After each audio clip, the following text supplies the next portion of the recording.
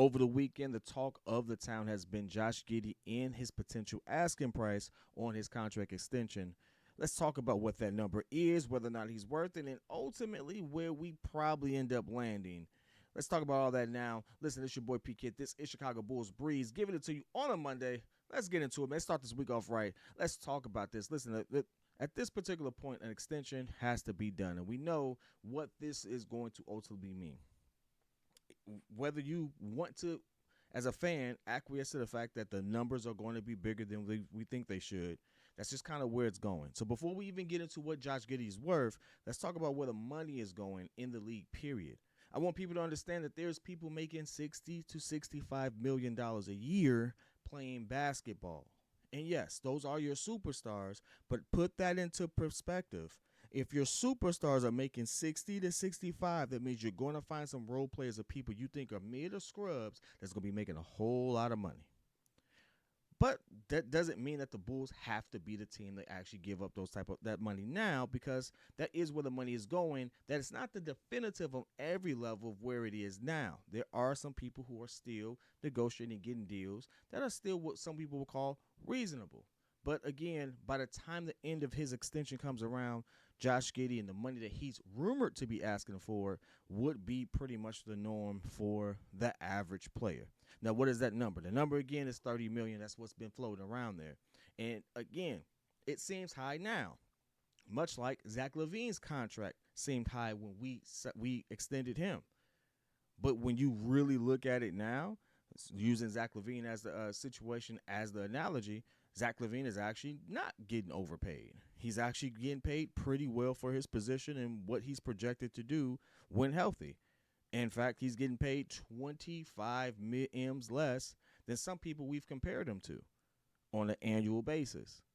So when you put that together, it's like, okay, yeah, times are changing and the bags are getting bigger. It just is what it is.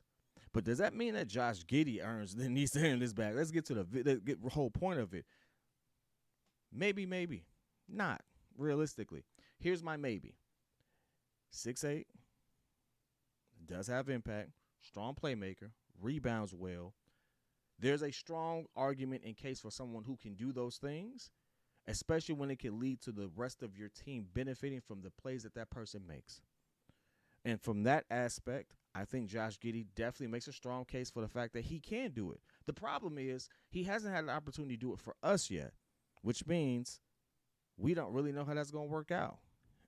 And in the team that he really was on, he wasn't really the primary ball handler. And so there's moments where it's like, I don't know. Not quite sure exactly what we're going to get there. And the Bulls have rarely, in my opinion, chose to gamble on something that they really just don't really know. I think Zach, when he got his bag, he had been here for a while. We had kind of seen what that was. DeMar was a very team-friendly deal for what the production he put up. I mean, no one really got the Bulls don't like to get fleeced. Bulls don't like to spend money in some cases, and when they do spend money, they tend to spend it on the wrong player. So that's kind of where we fall into that trap with Josh Giddey. We kind of fall into that trap of, if we are paying this, is this guy going to really be it? Because here's the maybe not. Josh Giddey does everything I wanted from from Lonzo Ball, but he's just not Lonzo Ball. And Lonzo Ball is only making 20. Now, Lonzo Ball is going to be making 20. He hasn't shown up, and we didn't know what we were getting there. But we know, just even from these last 2 preseason games, that impact playmaking ability and three-point shooting is something that he definitely has on all aspects and facets of the game. Josh Giddey, though, kind of moves away from that. Now, he is younger, and there is time to fix it, because if people don't remember, Lonzo Ball really walked into the league, and he was atrocious. He was atrocious at shooting. It wasn't his strong suit, and he did get better. And guess what? Josh Giddey does have the opportunity. But as it stands right now, when we're talking about this extension, Buddy is trash when it comes to shooting.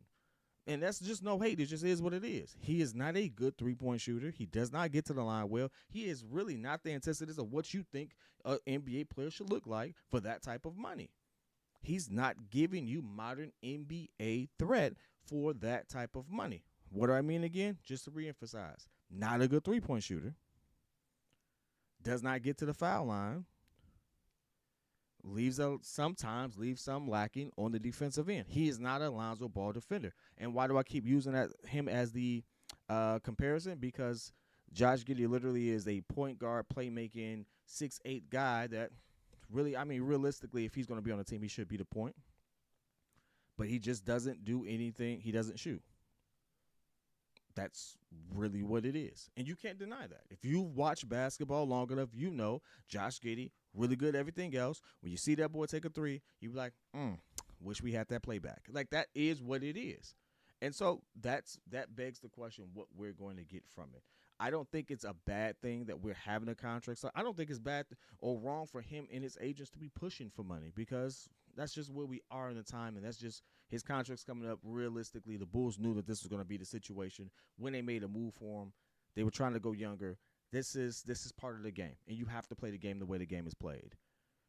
But there's a lot Buddy needs to work on for me to feel comfortable about it. And so this is what I say, a good negotiation is where both parties walk away feeling a little uneasy. And I feel like that's what's going to happen here. I think the Bulls are going to ultimately acquiesce to something in between the lines of 28 to 20 to 30 M's a year, just because, again, that's where the money is going. And that type of contract is going to represent like 10 to 15% of what the salary cap is going to be by the time we get to the end of 2029 season. So it's not going to be that much money comparatively.